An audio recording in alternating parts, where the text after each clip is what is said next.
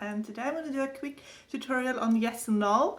Now, everyone that's starting with the tarot, or even if you've read the tarot for a long time, yes and no is something that you'll keep going back to. That, as well as timing of event, and there will be a tutorial on timing of event as well. Now, there are several ways that you can do yes no, but as a general rule, and this is just an advice as well, I would never say anything is 100%. When you're talking to the seeker, just say what you're predicting is the most likely yes, the most likely now, the way they're going about things currently. So if you get a no and they want it to be a yes, you can say, I'm getting more likely a no because of this. Or I get a most likely yes because of that. So it's like you give them a reason and something to work on, and the arrows will really show you what is lacking in a situation. Now you can actually also do like a maybe. So there's a tarot spread, and the link will be there. There's a tarot spread that will give you like a percentage of what is my chances tarot spread. It will just give you like what's the most likely outcome. But some things in life, you can't change because they've just been pre-designed. Their destiny. The major arcana cards might be showing up. If you get a lot of major arcana cards, it could be a sign that this event that they're asking about has already been decided. This is something that has to happen for something else to happen. Something really important. For example, you can see my feathers here. This is from my parrot Jupiter.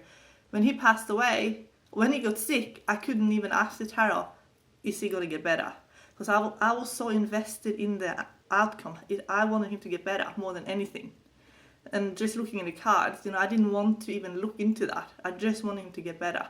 And I invested everything into that, vets, healers, contacted healers all over the world, people that are working with animals, people that I know are good at their jobs, and nothing could save him because it had already been designed that way, that he was meant to pass away. So there's nothing I could do about it, no matter what I did, because the animal had free will, first of all.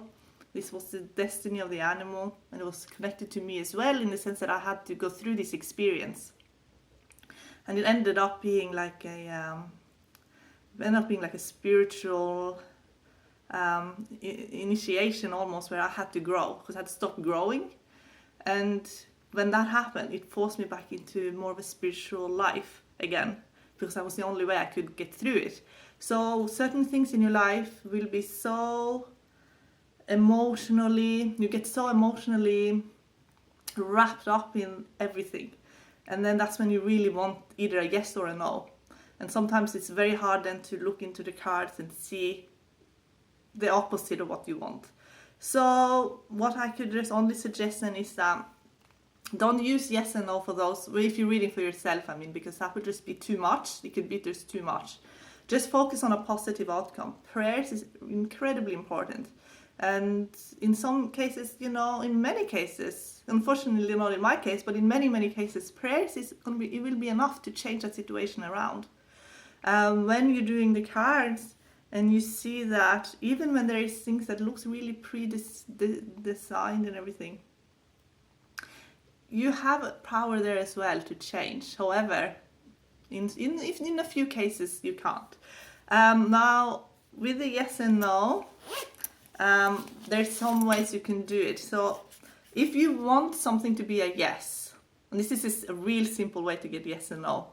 If you want something to be a yes, then the Wheel of Fortune would represent a yes, and the Death card would represent a no. This is if you're reading with these techniques. So all you have to do is to shuffle and cut the deck. So you shuffle and cut the deck, and you cut it. And I just cut it once, and then you just lay out one card after the other, and if Wheel of Fortune shows up before Death, then it's more likely a yes. If Death shows up before Wheel of Fortune, then it's more likely a no. But again, it's the most likely. So then you can look at the cards. So let's say you got the Wheel of Fortune, which is a yes. Look at the cards that preceded it, just a few of the cards, and see how they connect together, because that's like the why it is a yes. And the same thing with the Death card.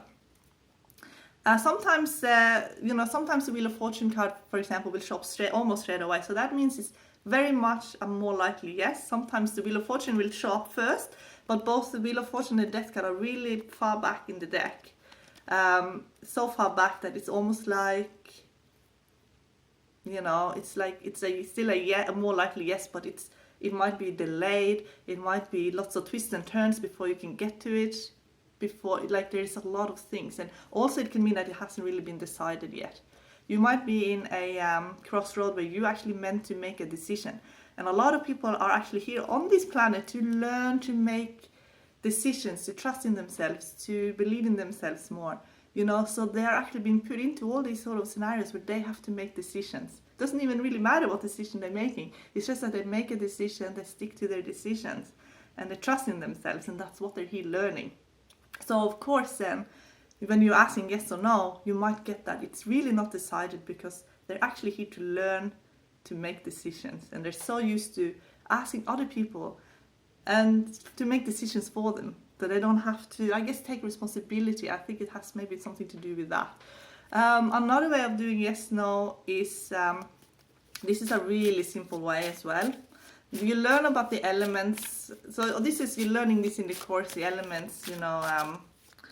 You shuffle and cut the deck, you pull out 3 cards. So this is interesting because let's say this was a real thing. I'd say this is more likely a no if I was asking a yes no question. So these two are friendly in the elements. This is earth and this is water. But then this is fire, so then it's straight away, you know, it's a bit of conflicting in the elements, so that's more likely a no. But also the death card can be a sign that it is a no. Now, if all these suits were friendly, then the death card could just mean there's a yes, but there's a big transformation attached to it. And if you get neutral cards, or sometimes you get like, let's say it was a, let's say you get earth, and let's say you sort of get like this. So you get these are neutral, and then the sword card here. Well, let's do the magician. The magician is like air, so these are friendly, but then this is sort of neutral. So that means you have to look at the cards that show up as well. So it could be more likely a yes, because you get the magician, and the magician knows how to create things. Let's say you got 5 of Swords, and this is something you really wanted. It could mean more likely a yes, because it's like winning at all costs. But then when you get it, you might not want it, because you maybe paid too big of a price, and the consequences of maybe what you had to do or go through to get what you wanted, maybe it wasn't really worth it in the end. So you have to also read the meaning of the cards as well. And I always look at the bottom. You know, I always look at the bottom card. So let's say the bottom card was 3 of Swords, and that could be that it's like really emotional.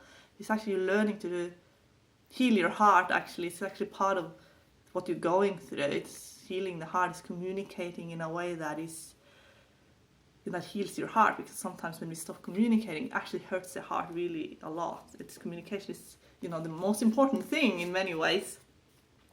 So anyway, I wanted to end this tutorial with a story. It's about my parrot Jupiter. So basically, when I was 37 years old, I always thought something was going to happen at 37. I actually thought I thought maybe I was going to die or something. I always had that age in my head that at 37 it was going to be like an ending, and I thought maybe it was me that was going to die or something really, it was just like death and ending, and I had that attached to 37. So when I was 37, which was last year, I sort of didn't really know what was going to happen. I just had that feeling, and I had it for a long time, several years. I had that age 37, and it was my parrot Jupiter that died. And I know it's just a pet, but you know, when you give your heart and soul and you have a soul connection, it doesn't really matter, you know, if it is an animal or a person. Have made a soul connection. It is your heart and your soul. Listen, it means everything. So he died when I was 37, but he died the day before my birthday. So he stayed as long as he could, I guess, was the message. And when I adopted my new parrot Hugin, I had a dream. I had a dream about Jupiter. He was back. He said, I'm back again. I never left. Here I am. And I've always been praying. Since he died, basically, I've been praying every day, please come back again. Reincarnate in some way. I do believe pets can reincarnate. Some of them do. So I've been asking, praying, you know, please just come back. But I'm only interested in getting another parrot if it's you, Jupiter. I'm not interested in any other parrot than you. So basically what happened was I had a dream. It was a vision. And he was there. He was there, he never left, and I was just over the moon. But of course, when I woke up again and he wasn't there, it was just like, oh crap, it was just a dream. Or not really just a dream, because sometimes you have visions in your dreams, they're just so real, and the emotions that you have in them are just so pure. Then I went on the RSPCA and I had a look. There was a parrot there, and there was a parrot there, Indian ringneck, similar to Jupe. And I asked to adopt him. And when I got his, and I went to adopt him, and I actually had a look at his, because this is how you get signs as well. I had a look at his profile, and his birthday is actually the same day that Jupiter passed away. So when it comes to signs, you know, I really do believe in them.